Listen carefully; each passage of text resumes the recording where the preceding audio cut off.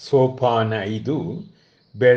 ಬೆಳಗವನವನು ಪರಂಜ್ಯೋತಿಯಾಗಿ ಲೋಕಾಂತ್ಯದವರೆಗೂ. ಅನಿತರಲಿ ಆಗಮಿಸಿಲಲ್ಲಿಗೆ ಆ ಸಿದ್ಧಾರ್ಥ ದೊರೆಯು ರಾಜಕಾರ್ಯವ ಮುಗಿಸಿ ಅರುಹಿದಳ ತ್ರಿಶಲೆಯವಗೆ ಮಗನ ದೃಢ ನಿಶ್ಚಯವನು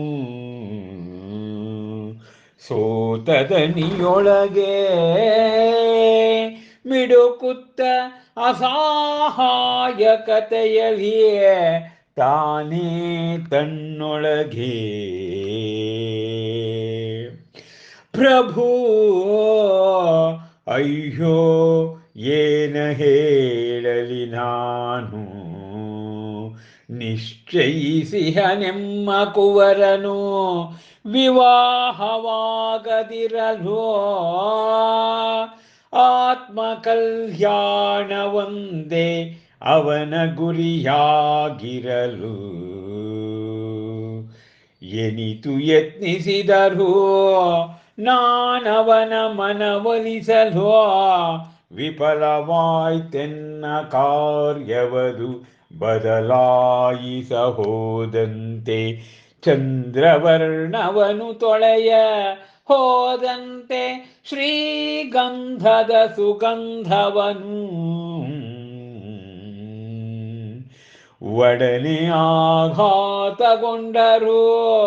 ಅವಳ ಆ ಮಾತಿಂಧಲಾಧೊರೆ ಎಚ್ಚೆತ್ತನ ಬಳಿಕದಲ್ಲವನು ಯೋಚಿಸಿ ಕೆಲಗಳಿಗೆ ಅಂತೆ ಎಂದ ನಿಂತವಳಿಗೆ ಪುಳುಕಿತ ಮನದೇ. ದೀಕ್ಷಾ ಕಲ್ಯಾಣ ಸಂಪುಟದ ಸೋಪಾನ 5 ಕಾವ್ಯವನ್ನು ನಾವು ವ್ಯಾಖ್ಯಾನ ಮಾಡುತ್ತಿದ್ದೇವೆ. ಬಹಳ ಶ್ರೇಷ್ಠ ಮಹಾಪುರಾಣವನ್ನು ಬರೆಯತಕ್ಕಂಥದ್ರಲ್ಲಿ ಸಿದ್ಧಹಸ್ತರಾದಂಥ ಡಾಕ್ಟರ್ ಲತಾ ರಾಜಶೇಖರ್ ಅವರು ಬಹಳ ಮನೋಜ್ಞವಾಗಿ ಇಲ್ಲಿ ಬರೆದಿದ್ದಾರೆ. ಅಲ್ಲಿ ಸಿದ್ಧಾರ್ಥನ ಮಡದಿ ತ್ರಿಶಲೆಗೆ ನುಡಿಶರ ಆಘಾತವಾಯಿತು. ಯಾರಿಂದ? ಆಕೆಯ ಪುತ್ರನಾದಂಥ ಆಕೆಯ ಪುತ್ರನಿಂದ ಅವನು ವಿವಾಹವಾಗುವುದಿಲ್ಲ ಎಂಬ ಸುದ್ದಿಯನ್ನು ಅರುಹಿದ. ಹೀಗಿರುವಾಗ ಅನಿತರಲಿ ಆಗಮಿಸ ಅಲ್ಲಿಗೆ ಹೀಗಿರುವಾಗ ಇದೇ ಸನ್ನಿವೇಶದಲ್ಲಿ ಸಿದ್ಧಾರ್ಥ ಮಹಾರಾಜ ತನ್ನ ರಾಜಕಾರ್ಯವನ್ನು ಮುಗಿಸಿ ಅರಮನೆಗೆ ಬರ್ತಾನೆ. ಆಗ ತ್ರಿಶಲೆ ತನ್ನ ಮಗನ ದೃಢ ನಿಶ್ಚಯವನ್ನ, ಅರ್ಥಾತ್ ಅವನು ಅವಿವಾಹಿತನಾಗಿ ಉಳಿಯುವ ನಿಶ್ಚಯವನ್ನ ತನಗೂ ತಾನೇ ಹೇಳಿಕೊಳ್ಳುತ್ತಾ ಆ ಪ್ರಭುವಿಗೆ ಹೇಳುತ್ತಾಳೆ, ಪ್ರಭು ಅಯ್ಯೋ ಏನ ಹೇಳಲಿ ನಾನು. ಪ್ರಭು, ನಾನು ನಿಮಗೆ ಏನು ಅಂತ ಹೇಳಿ? ನನ್ನ ಕುವರ ನಿಶ್ಚಯ ಮಾಡ್ಕೊಂಬಿಟ್ಟಿದ್ದಾನೆ, ವಿವಾಹ ಮಾಡ್ಕೊಳ್ಬಾರದು ಅಂತ ಹೇಳಿ. ಅವನಿಗೆ ವಿವಾಹ ಕಲ್ಯಾಣ ಬೇಡವಂತೆ, ಸಾಂಸಾರಿಕ ಕಲ್ಯಾಣ ಬೇಡ, ಆತ್ಮ ಕಲ್ಯಾಣವನ್ನು ಮಾತ್ರ ಮಾಡ್ಕೊಳ್ತೀನಿ, ಅದೇ ನನ್ನ ಗುರಿ ಎಂಬುದಾಗಿ ಹೇಳ್ತಾ ಇದ್ದಾನೆ.